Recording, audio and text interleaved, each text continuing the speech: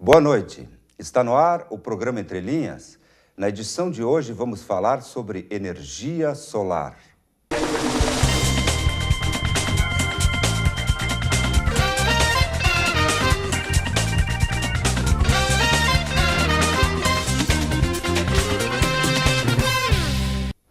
Converso hoje com o professor Odorico Conrad, coordenador do Laboratório de Bioreatores da Univates e doutor em Engenharia Ambiental, formado na Áustria.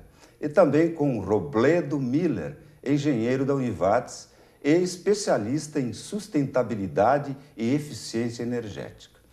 Boa noite, senhores, sejam bem-vindos. Boa noite. Apesar do tema ser energia solar, vamos também tratar das energias renováveis.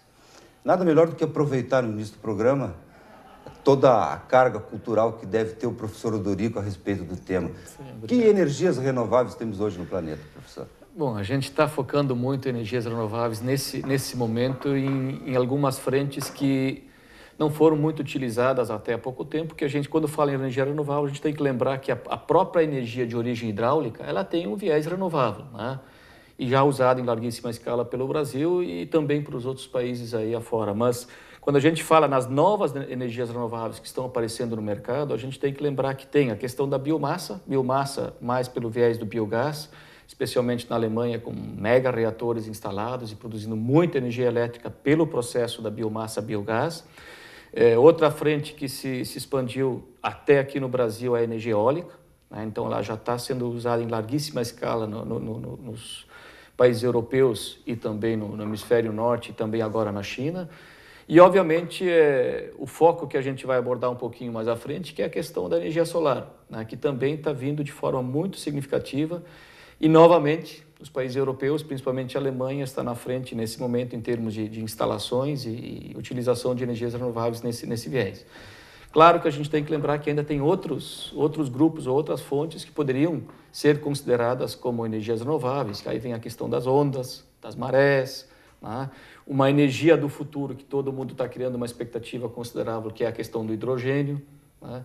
Mas eu diria assim, no momento, essas três, a eólica, a biomassa, biogás e o solar fotovoltaico, né, são as que estão realmente participando de forma considerável na matriz energética mundial. Independente da situação da hidráulica, que já é parte, faz parte, né? Se alguém falasse que o etanol é uma energia renovável, sim, é uma biomassa de energia renovável também, mas ela é muito exclusiva brasileira, em alguns pontos de outros países, mas ela é muito exclusiva. Eu diria assim, o foco dos outros três é bem interessante a gente tentar fazer talvez uma pequena abordagem e visualizar isso como algo novo, interessante e sustentável. Professor, já que falamos em energia renovável, o que caracteriza então a energia não renovável? Seria... O viés, quando a gente começa a falar que nós tínhamos uma nomenclatura um pouco diferente até há pouco tempo, que a gente falava energias alternativas. O alternativo, o que é alternativo, né? Então ficou por muitos anos a palavra alternativo como foco da discussão. Só que o alternativo tem tantas coisas, né? Então quando a gente começou a falar em sustentabilidade energética, a gente começou a visualizar palavras novas. E aí entrou a questão do conceito renovável. O renovável é algo que eu posso ter amanhã, daqui a 1 ano, 2 anos, 3 anos, daqui a 100, 200 anos, que eu posso visualizar de forma sustentável. Então, essas energias, que nem a solar, biomassa e o eólico, eu vou ter vento daqui a 100 anos ainda. Daqui a 1000 anos vou ter vento ainda. Vou ter sol, né? Se não tiver sol, obviamente a gente não vai estar aqui, né? A biomassa, a mesma coisa, né? A questão hidrelétrica, a mesma coisa. Então, são as energias que, de certa forma, estarão à disposição da humanidade, né, por um tempo muito considerável, né? Exatamente, que é o contrário da questão dos fósseis, né? Os três grandes fósseis, que é o gás natural, que é o petróleo e é o carvão mineral, são com situações limitadas. A gente sabe que elas estão presentes ainda, têm potencial, têm participação significativa na matriz energética, mas daqui a 30, 40, 50 anos elas não estarão mais à disposição, como a gente sabe que tem um momento finito para elas também. Professor, no caso do gás natural, do carvão, as termoelétricas, seriam hoje elas que garantem, no caso, por exemplo, uma falta de água, esse problema que aconteceu no país, é o que mantém hoje a nossa matriz energética, ou sustenta, ou complementa? Eu diria que a termoelétrica, algumas termoelétricas, não todas, obviamente, elas são a situação de segurança, né? Se você tem um reservatório com problema aqui, como a gente tivemos a situação clássica agora no final do ano, início desse ano, que os reservatórios estão em baixa, né? O governo teve que acionar as termoelétricas, só que as termoelétricas é gás natural que vem da Bolívia. Então é energia não renovável. Em algum momento esse gás natural não estará mais à disposição. Obviamente que tem termoelétricas funcionando com biomassas também, né? E essas biomassas, a princípio, têm o viés renovável, né? Mas a termoelétrica hoje no Brasil se transformou numa grande segurança em momentos de crise energética, e mais especificamente em relação à crise hidráulica, ou seja, reservatórios com uma situação de nível muito baixo. É como uma garantia para manter... É uma garantia. Mas a garantia tem que se lembrar, no viés do gás natural, não é para sempre. Em algum momento, enquanto que o gás está vindo para cá via tubulação da Bolívia, a gente está fazendo uso dele em N outras situações, né? Mas em algum momento no futuro, eu diria assim, bem próximo, a gente tem que ter outras alternativas, sim. Professor, no passado, eu me recordo, sou mais experiente entre nós aqui, se divulgava a energia nuclear como uma grande salvação da humanidade. O que está acontecendo com a energia nuclear? Graças a Deus que foi no passado, né? Não é mais no presente. Não, a energia nuclear é hoje talvez a mesma situação de um backup, uma segurança para a geração de energia que o Brasil não faz parte. Nós temos uma pequena parcela de contribuição da energia elétrica brasileira pelo viés nuclear, mas se olharmos países europeus, França, por exemplo, alguns países escandinavos também, eles dependem mais de que 50% da energia elétrica é pelo viés nuclear, né? Só que o que aconteceu? Nos últimos praticamente 20 anos, se criou o conceito de abandonar o sistema nuclear, desligar as usinas nucleares, né? E, em contrapartida, vir com propostas renováveis. Por que desligar as nucleares? As nucleares têm uma questão clássica que não é seguro. Ninguém pode dizer com toda a segurança que nós não teremos problema nunca. A gente teve exemplos clássicos de Fukushima, né? E tem a questão do resíduo.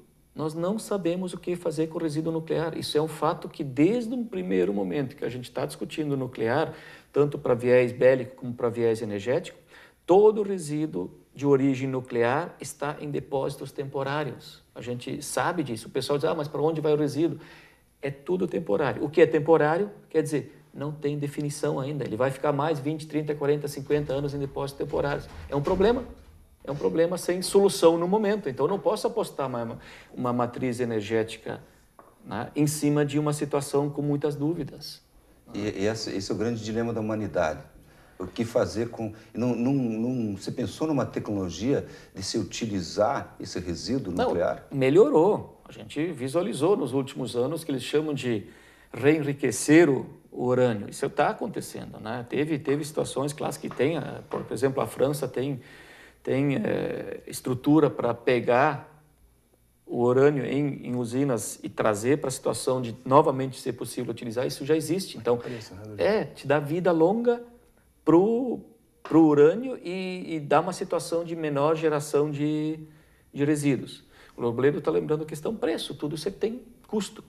Esse conceito da sustentabilidade, né, Odorico, da gente lembrar de que tudo tem um resíduo, né? Então, a gente pensar no processo produtivo de qualquer equipamento material, que seja uma placa fotovoltaica, desde a sua concepção enquanto criação do sistema e, eventualmente, um dia ela vai deixar de perder produtividade, enfim. E tudo tem um resíduo. E é um resíduo. A gente tem que se preocupar. O que a gente vai fazer com esse resíduo? Né? No caso do urânio, então, é um problema muito maior, que, enfim, tem problema para a saúde pública de uma forma direta, né? Então, eu acho que esse viés da sustentabilidade e eficiência energética tem que andar em paralelo. O que vamos fazer? De que forma vamos investir? Tem que se pensar até para a decisão de qual é a matriz energética brasileira mais adequada. Porque uma hidrelétrica, ela tem hoje a questão, o viés, como o Odorico estava falando, da ocupação do espaço, né? Então, ela tem um impacto ambiental, né? Tu precisa transformar um rio, né? Fazer um determinado espaço de concentração, um reservatório. Então, qual é o impacto? Tem, às vezes, comunidades, né, ribeirinhas que têm que se deslocar, própria a vegetação que tem algum tipo de impacto. Então, tudo isso tem que ser avaliado para não se conseguir encontrar uma solução mágica para os problemas. Não é tudo se resolve dessa maneira. Então, o processo da implantação da matriz energética ele é bem complexo, desde a sua produtividade, da sua implementação do sistema, do resíduo, do impacto que ele vai ter no ambiente, na comunidade. Então, é um projeto que tem que ser levado de uma forma, se avaliando todas as consequências que tem da implantação dele, né? Eu acho que o Robledo está reforçando bem a questão dos impactos, né? Não só da questão de ter uma situação de geração de resíduos que foi colocado, mas os impactos locais para a instalação, né? Então, tanto faz se a gente só pensar, vamos fazer toda a matriz energética brasileira vai ser renovável, vai ser interessante para a questão ambiental, mas ela em algum momento, talvez na fase inicial, ela pode ter sim impactos consideráveis. A gente comentou, hidrelétrica é renovável? Sim, é renovável. Ela tem um balanço renovável, mas ela causa impactos pontuais na hora da instalação. A própria eólica é renovável? Sim, é renovável, mas ela causa impacto, sim. Tem N situações que a gente sabe que a questão da eólica na própria instalação, eu tenho que ter um acesso para os locais, eu tenho que transportar equipamentos. Na hora que a torre está instalada, tem a questão das aves migratórias, tem agora a questão dos morcegos, com aquela questão de ondas que está se avaliando um pouquinho melhor, né? Então, existem impactos também relacionados às energias renováveis, só que a gente tem que avaliar muito bem o que a gente consegue otimizar e administrar na sequência. Porque, eu diria assim, o biogás, enquanto que o Brasil pensa biogás trabalhando com dejetos, rejeitos e resíduos que hoje, de certa forma, precisam de um tratamento e o biogás faz isso, os europeus apostaram o biogás em silagem de milho. Não é nosso foco no momento. A gente não vai plantar milho para colocar dentro do reator e produzir energia. Claro que a gente faz isso com etanol. A gente planta cana-de-açúcar, produz esse etanol e estamos andando com etanol. Mas o nosso biogás brasileiro, pelo menos até no presente momento, está sendo pensado muito na questão de tratar também resíduos. Além de gerar energia, tratar resíduos, né? O fotovoltaico aí é uma discussão um pouquinho diferente, que a gente ainda tem uma dependência muito grande da situação internacional. Bem, quanto à energia solar, o fotovoltaico, sim. Nós vamos ver no próximo bloco. Até porque a Univates aqui tem uma grande novidade na questão da energia solar. Chegamos ao final do primeiro bloco do nosso programa. Vamos a um rápido intervalo e retornamos em seguida.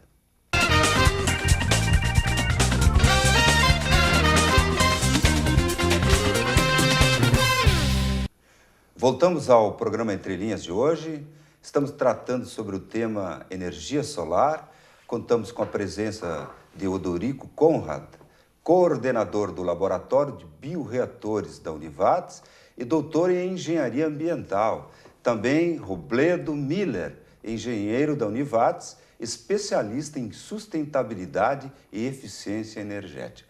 Senhores, é um motivo de muita satisfação aqui para todos nós que de alguma forma temos uma relação aqui com essa instituição, o fato de agora a gente também gerar uma energia aqui renovável, que é uma usina solar. O que os senhores têm a contar para nós a respeito da nossa usina solar? Bom, o que a gente pode considerar que é importante, né?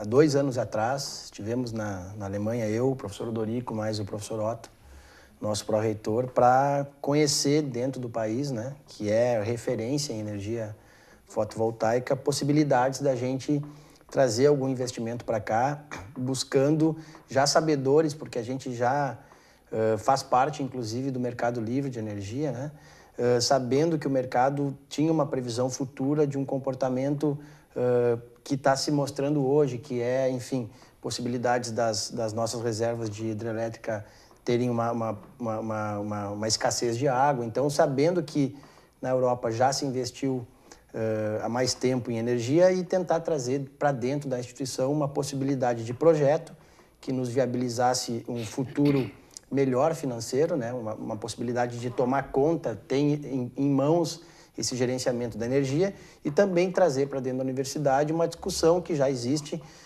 no restante do mundo de uma forma bem mais avançada do que no Brasil. Então, a gente esteve na Alemanha, visitamos inúmeros projetos, inúmeras empresas, pequenos projetos, pessoas que já trabalham na área, e a gente lá naquele momento viabilizou esse projeto que hoje está se concretizando, que é a instalação de uma usina né, dentro dessa lei da compensação de energia, onde possibilita, a ANEEL possibilita que a gente, dentro de um determinado espaço, instale uma usina de até 1 mega e assim faça a compensação da energia, relação consumo-geração, vinculado ao sistema tarifário brasileiro.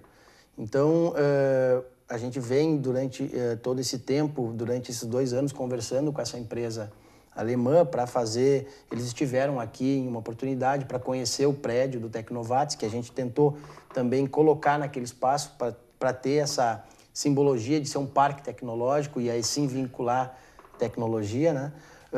E aí a gente foi, durante todo esse tempo, avançando. E agora, recentemente, a gente acabou a instalação, estamos em fase agora de finalização de ajustes, muito mais em parametrização de equipamento e viabilização do nosso projeto junto à concessionária. Porque nesse meio tempo, inclusive, a gente esteve na ANEEL em Brasília, eu e o professor Otto, porque a gente queria ter essa certeza de que o projeto, enfim, a universidade não queria fazer um investimento sem ter a real certeza de que era um projeto viável, uma coisa que realmente poderia ser implantada no nosso país e aqui em Lajeado. E, para nossa surpresa, o pessoal da ANEEL disse, olha, a gente está muito entusiasmado com o projeto de vocês, isso faz 1 ano, porque a gente ainda não tem dados reais, práticos, naquela época estava eu presente, então a gente quer fazer essa troca de informação com vocês durante o projeto, porque a gente imagina que isso vá, com o passar do tempo, avançar significativamente na implantação de empresas que tenham interesse em colocar no seu parque ou, enfim, outras universidades. Então, durante o passar do tempo, o que a gente acompanhou? Que existe, tanto no nosso meio profissional, eu enquanto engenheiro, meio acadêmico, os nossos alunos, e no meio empresarial, um desconhecimento geral da tecnologia. Isso traz insegurança para quem quer investir, traz insegurança para a gente, enquanto profissional, de poder recomendar o produto para empresas, né?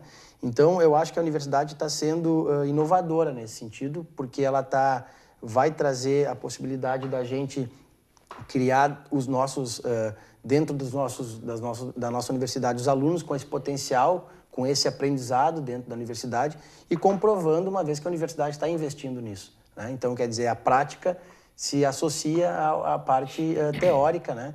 Para o aluno poder entender.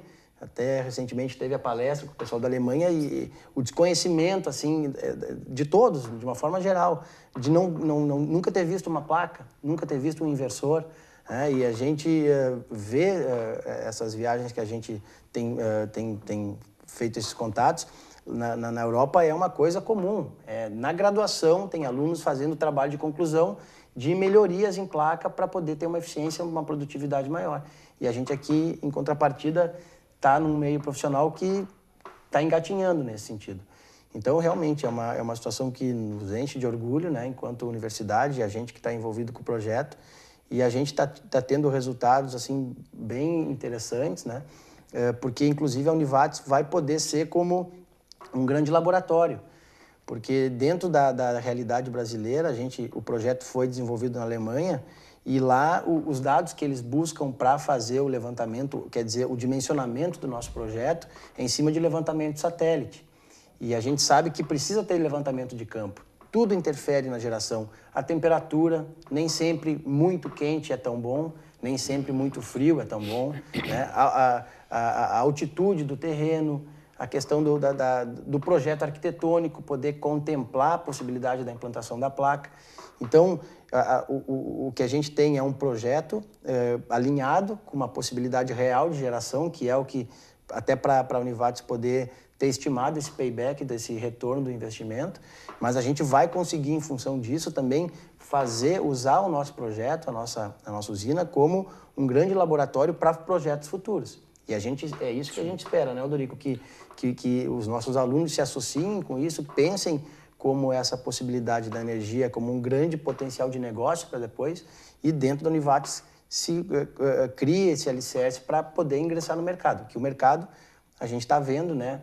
Qual é a grande sensação que eu acho que toda a comunidade tem? É a insegurança da conta, né? Tu não sabe se a conta no mês que vem vai vir 20% mais cara, no mês seguinte mais 30%, porque tu não domina isso.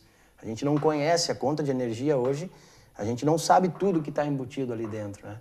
Então, isso traz uma insegurança para qualquer um, qualquer consumidor. E eu acho que quando tu consegue trazer para dentro da tua residência uma possibilidade de tu dominar aquele consumo, te traz uma segurança maior.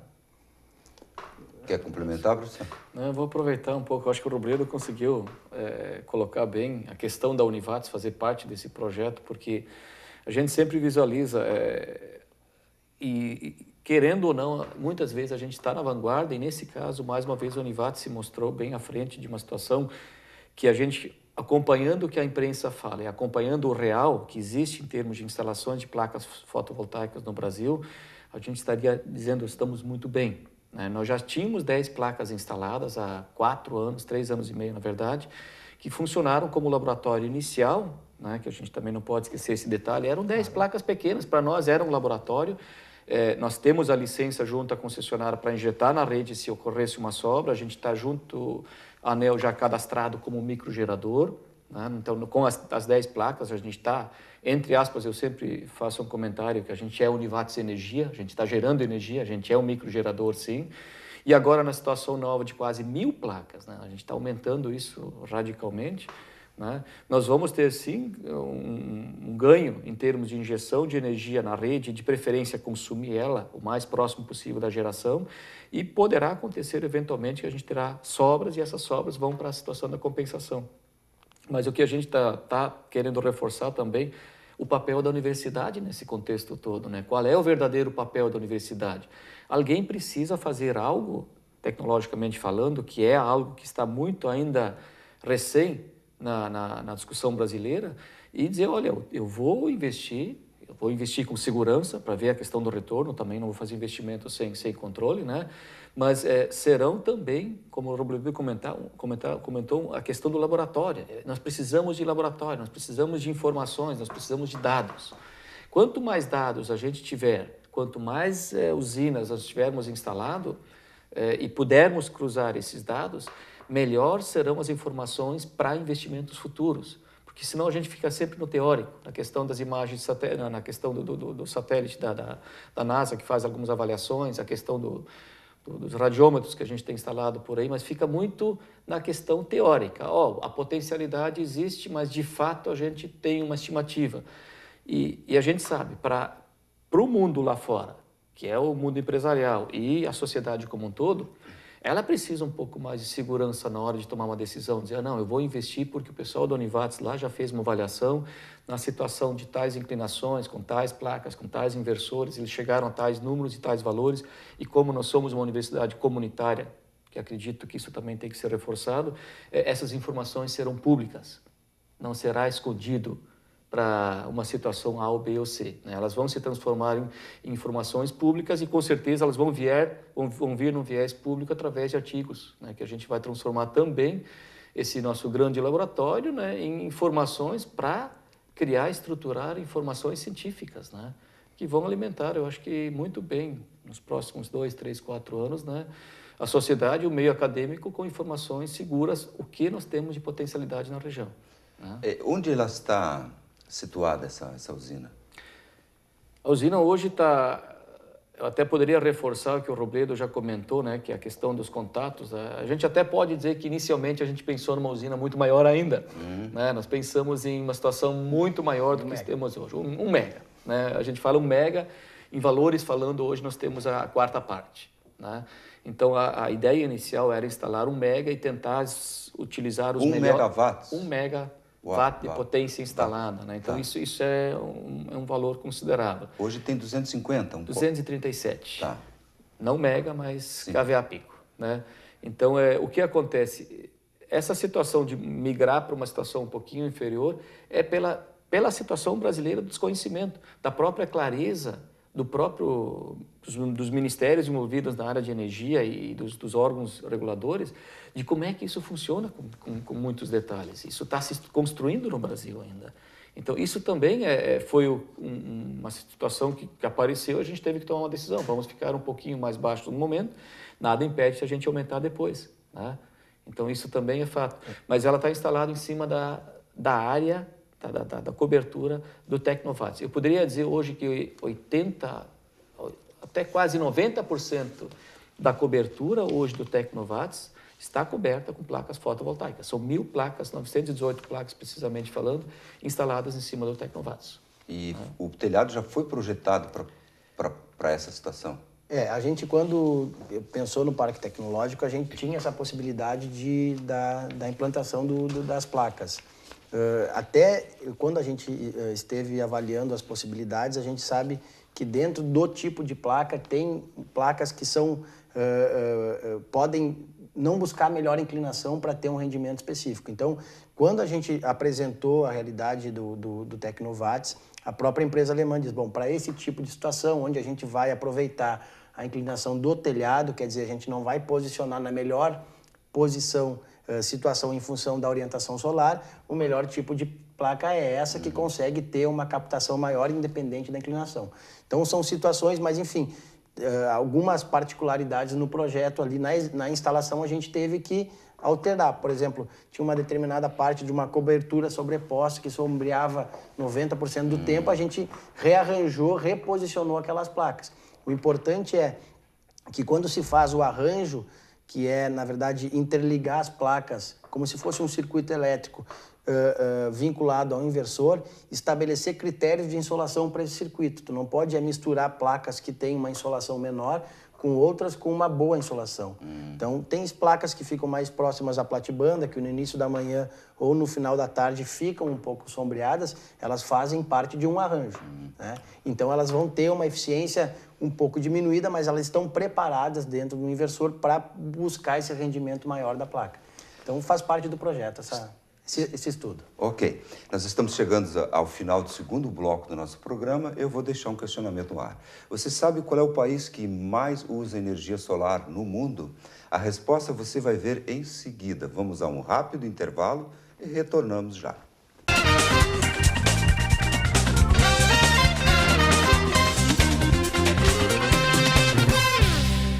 Estamos de volta com o programa Entre Linhas de hoje, agora no seu terceiro bloco. Estamos tratando sobre o tema energia solar. Contamos com a presença do professor Odorico Conrad, coordenador do Laboratório de Bioreatores da Univates e doutor em Engenharia Ambiental.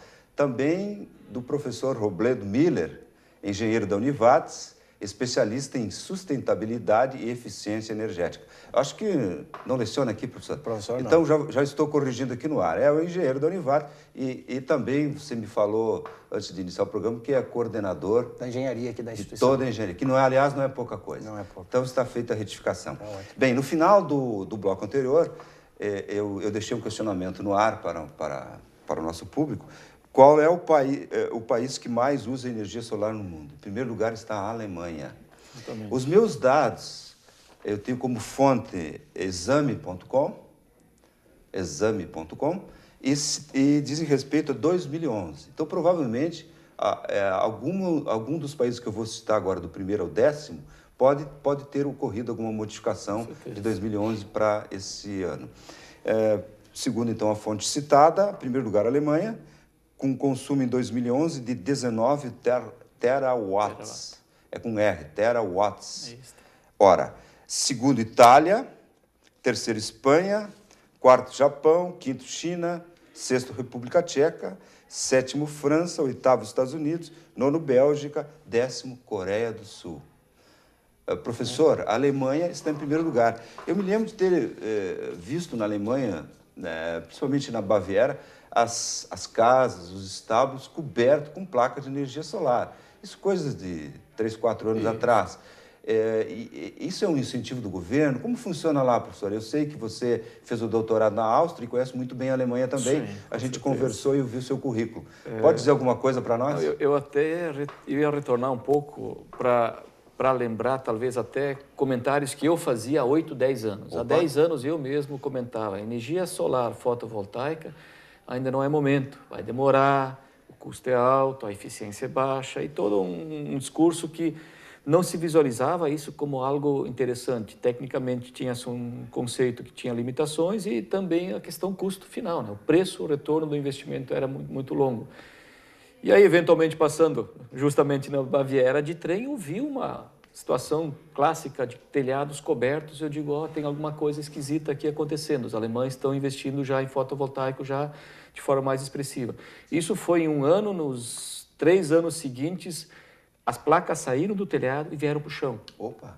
Então, a gente está falando de se utilizava telhados em função da situação. Inclinação, sol, não ocupando espaço em outras áreas. Só que hoje, né, o movimento que existe é em função de ter um potencial instalado, como se comentasse, eles tiveram que vir para o solo, para o chão. Então, tem áreas hoje, áreas em situações gigantescas com implantação do sistema fotovoltaico. Aí a pergunta vem, o porquê, na verdade, os alemães, num curtíssimo período de tempo, estou falando de 10 anos, 10, 12 anos, né, fizeram uma mudança tão radical de sair num patamar, não vou chamar de insignificante, mas muito pequeno em termos de potência instalada e chegar nesses valores assombrosos hoje. É porque tem também uma questão do incentivo do governo e uma garantia de compra dessa energia, a preços confiáveis, justos. É uma segurança. Eu invisto, mas eu tenho uma certa certeza, uma garantia que eu vou ter meu retorno dentro do prazo previsto inicialmente, porque tem uma compra garantida dessa energia. Isso é uma coisa. E, tecnicamente, também a gente tem que lembrar que o preço das placas reduziram significativamente. Isso também fez com que os próprios alemães, que eram detentores e são, em termos tecnológicos falando, os que mais sabem em termos de energia solar. Alguém poderia dizer hoje que não está na lista que tu comentaste a questão da China, né? A China, com certeza, ano 2015, deve estar entre os 10 primeiros, não só na fabricação de placas, mas também na questão de geração. Porque o que acontece? Os chineses entraram no mercado. E quando o chinês entra no mercado, o preço começa a ser discutido. O alemão disse, a gente criou a tecnologia e o chinês está fazendo chegar em todas as partes do mundo. Então esse é o comentário que o Robledo, exato, bem lembrado. É que o engenheiro que esteve aqui, ele fez um comentário, e a gente sempre discutindo o chinês, não chinês, preço da China, ele diz, não, hoje o fotovoltaico é a realidade, porque o alemão é o que detém a tecnologia e o chinês regulou o mercado, ele botou o preço, né? Não adianta eu ser o dono do tecnológico e botar um preço estratosférico, que infelizmente foi assim por muito tempo. A gente sabe que por praticamente 30 anos o preço... O chinês é importante no processo. Nesse caso, o chinês regulou o preço, né? Mas, relembrando, até comentado na palestra da semana passada, é que as empresas chinesas que estão produzindo hoje placas fotovoltaicas que estão credenciadas e ajustadas dentro do mercado internacional de termos de eficiência, 80% da tecnologia alemã que está lá dentro. Então, é uma transferência tecnológica para a China, né? Então, preço também foi algo que fez com que os próprios alemães pudessem, sendo detentores tecnológicos, eles também fizeram investimentos em termos de instalação. Acredito que isso foi... No caso, professor, você falou em incentivos fiscais na Alemanha, é isso? Ou fiscais o Estado chega a financiar a colocação das placas? O Estado te garante uma compra a um preço ele garante justo. a compra. Eu instalo e me garante. Exatamente. Então, se eu, como propriedade, se eu tiver um recurso lá num investimento com rendimento baixíssimo, eu entender que eu fizer um investimento instalando placas fotovoltaicas, eu posso fazer essa avaliação com mais segurança. Eu faço o investimento das placas, eu tenho uma certa garantia de geração, porque já existem milhares de placas instaladas, e se sabe isso muito melhor do que aqui, e tenho uma garantia de compra, né, do outro lado, com um preço assegurado por um período de 20 anos, para poder fazer esse balanço em termos de investimento e retorno do investimento. Isso dá segurança para o investidor. Isso até, desde uma residência, estamos falando aí de 10, 20, 30 placas, e até de 7, 8, 10, 15, 20 mil placas, né? Aí a coisa está mais segura em todos os... Uma coisa, né, Odorico, que é importante considerar que é diferente da Alemanha para a gente é a capacidade de transmissão da rede alemã para a gente, né? Hoje a gente tem um gargalo muito sério na nossa rede energética brasileira, que são as linhas de transmissão. Então, eu acredito que tem muito do passo lento do governo, porque eu sempre faço o comparativo de uma grande rede de energia com uma grande rede de instalação de água, né? O diâmetro do tubo por onde passa essa água, essa energia, ele tanto que pode ir num sentido ou para o outro. Quer dizer, se a gente tiver todas as residências gerando energia, a transmissão, as linhas de transmissão que a gente tem no município não teriam capacidade de fazer essa rede passar por ela. Então, o retorno. Então, isso é uma situação que é um limitador que a gente tem. Então, por isso que se estabeleceu 1 mega como limite de compensação de energia. Por isso que quando a gente vai encaminhar um projeto na concessionária, a concessionária vai dizer, bom, eu tenho que avaliar se a minha rede está preparada para receber essa energia. Então, essa escala, se tu multiplicar isso por cada residência, a rede vai ter que estar preparada para isso, né? Porque às vezes a gente quer gerar mais do que a gente consome. Eu posso gerar mais do que eu consumo, quer dizer o seguinte, eu além de estar compensando creditando o meu débito, eu posso gerar mais. Mas a rede vai estar preparada para receber se todo mundo, nós todos na nossa residência, quisermos gerar mais energia para ter um crédito. Então, esse é uma diferença brutal que a gente tem em limitações técnicas aqui no Brasil. Né, Rodrigo? Não, com certeza, mas mesmo assim eu acredito que isso vai se ajustando, né? Em algum momento a gente vai ter essas situações, talvez eu não vou dizer que é exatamente o mesmo formato alemão, né? Porque aí o Roberto comentou bem, a rede que me traz a energia para minha residência, né? Ela vem num fluxo, num sistema regulado e controlado pela concessionária, e daqui a pouco eu tenho 1000 pessoas injetando energia na rede, voltando e distribuindo novamente em outros pontos. Então isso tem que ser controlado e com certeza é um gargalo, sim.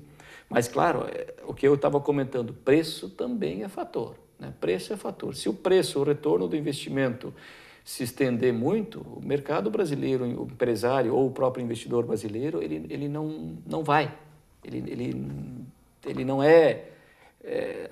vou ter o meu retorno em 15 anos, por exemplo. Ninguém faz esses investimentos no Brasil hoje, nenhum empresário que eu conheço aí que vai dizer, não, vou ter um retorno em 15 anos. Não existe praticamente. Nossos retornos ou nossa intenção de retorno sempre é mais próxima, né? Isso também tem, eu diria assim, reforçando a questão o mercado europeu, principalmente da Alemanha, o retorno para eles não é a nossa realidade, né? Eles aceitam retornos um pouco mais a longo prazo, a médio e longo prazo, né?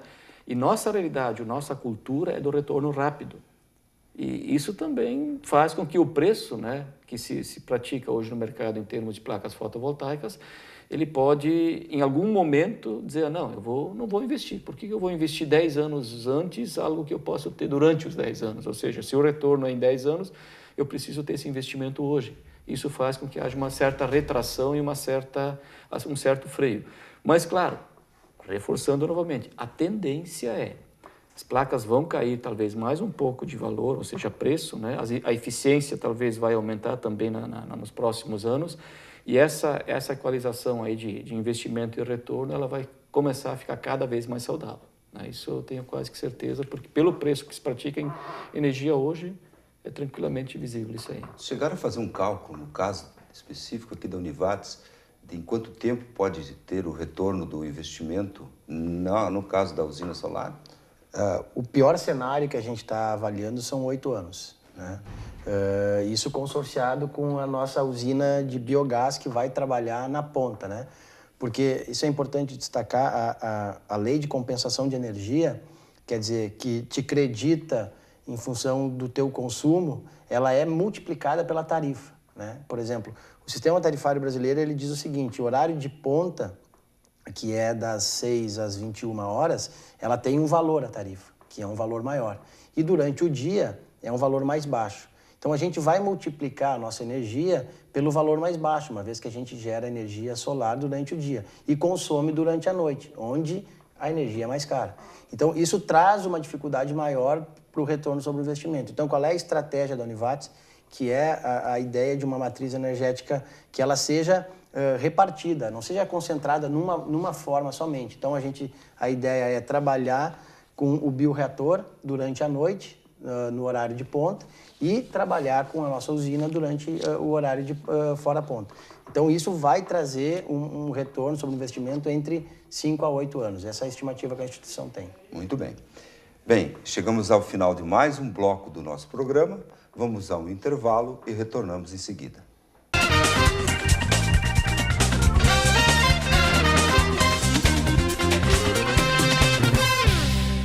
Estamos de volta com o programa de hoje, agora no seu quarto e último bloco. Estamos tratando sobre o tema energia solar e contamos com a presença de Odorico Conrad, coordenador do Laboratório de Bioreatores da Univates, doutor em Engenharia Ambiental, e também de Robledo Miller, engenheiro da Univates especialista em sustentabilidade e eficiência energética. Senhores, a grande pergunta que eu imagino que o nosso público gostaria de fazer é se vale a pena hoje, se vale a pena ou não hoje, nós instalarmos em casa placas fotovoltaicas para produzir energia elétrica solar.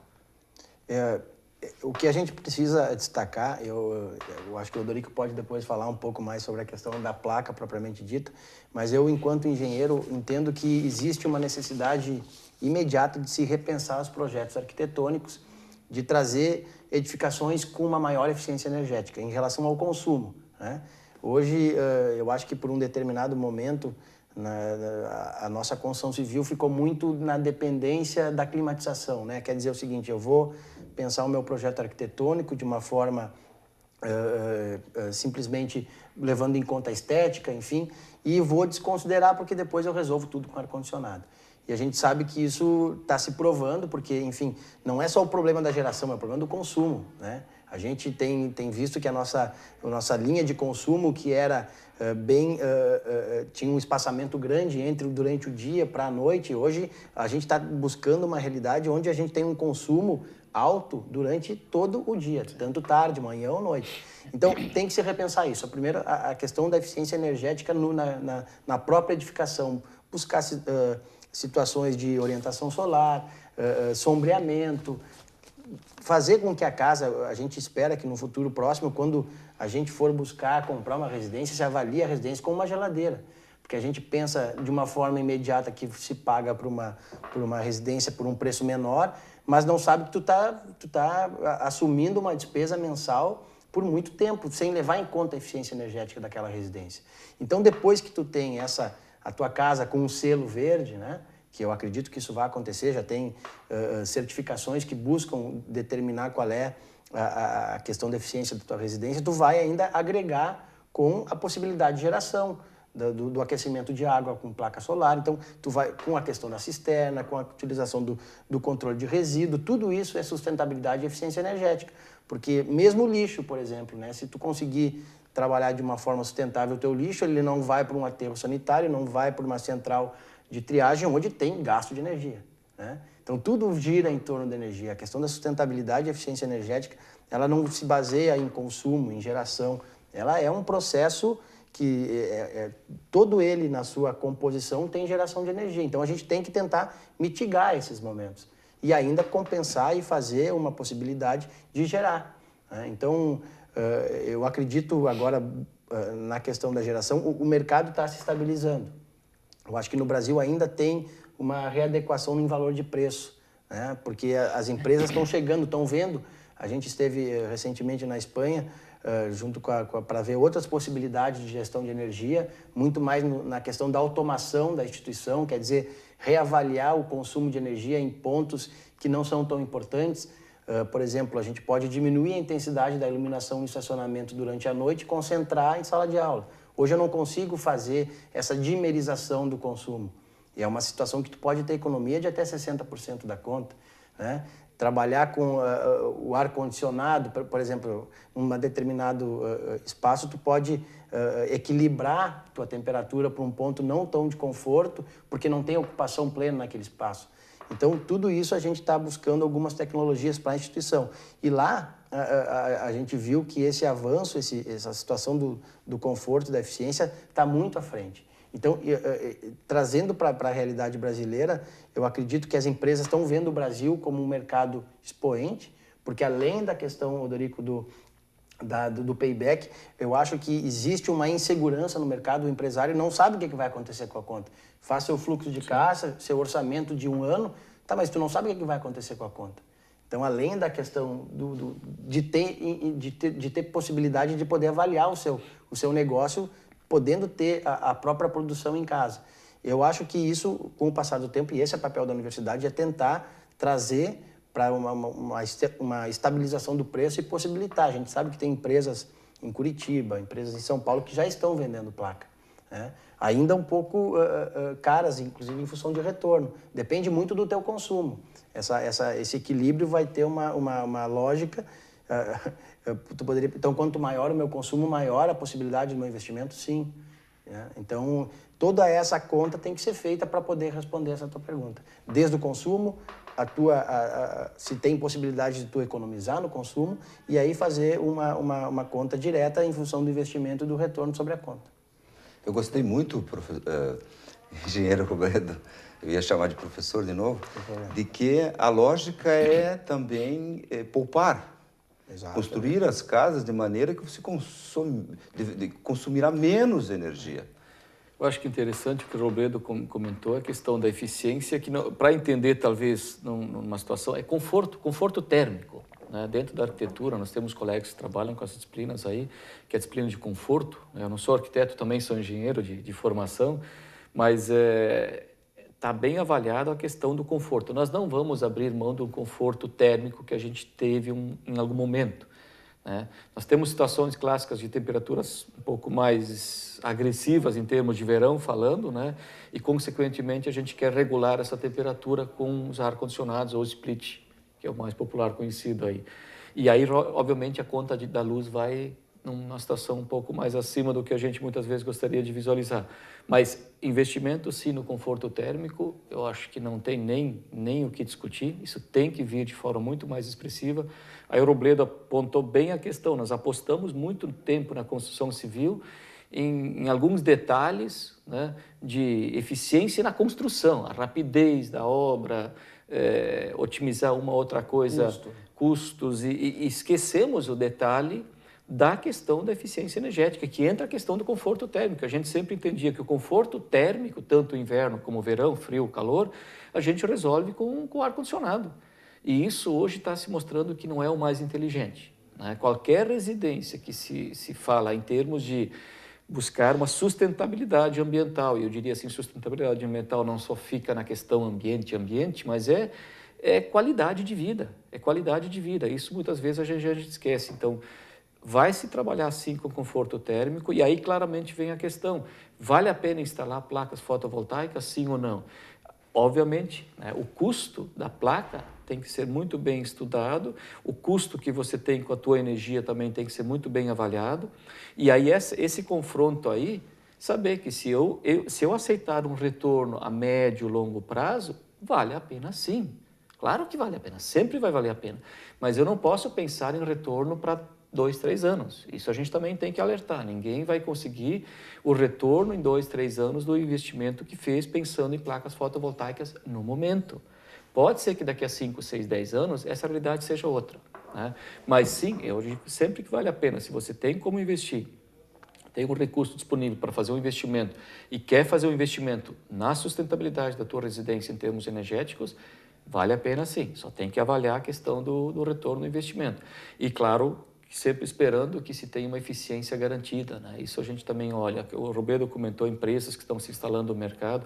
Tem empresas regionais também já estão no mercado, muito bem instaladas. Eu diria assim, o Rio Grande do Sul está começando a ter empresas se estruturando para trabalhar no mercado também, claro, num nível um pouquinho diferente do que mega instalações, né?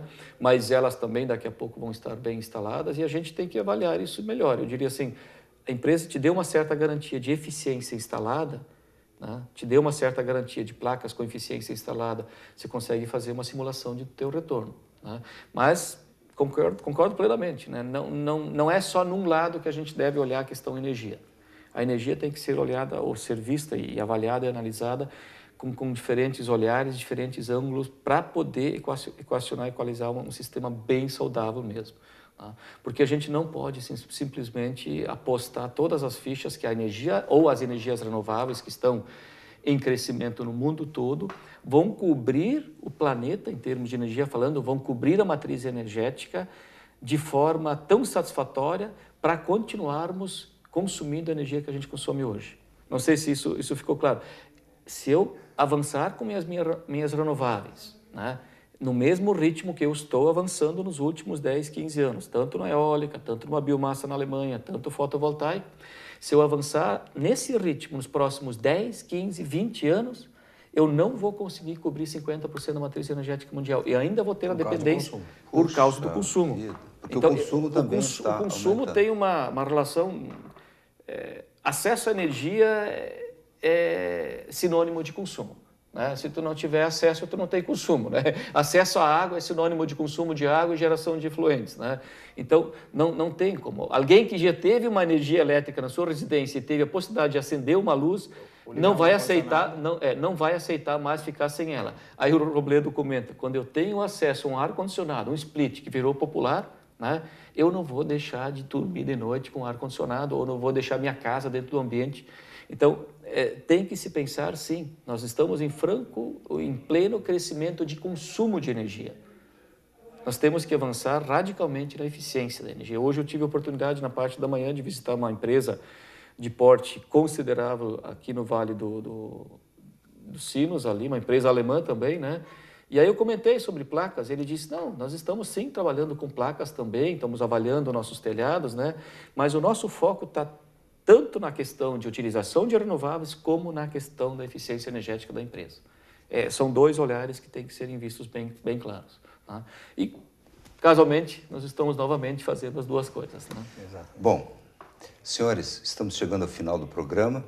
Eu só vou dizer para o nosso público, quem se interessar em instalar na sua residência placas solares, existe uma resolução normativa de número 482, de 17 de abril de 2012, da Anatel, que regula essa relação de produção de energia solar nas nossas casas com a demanda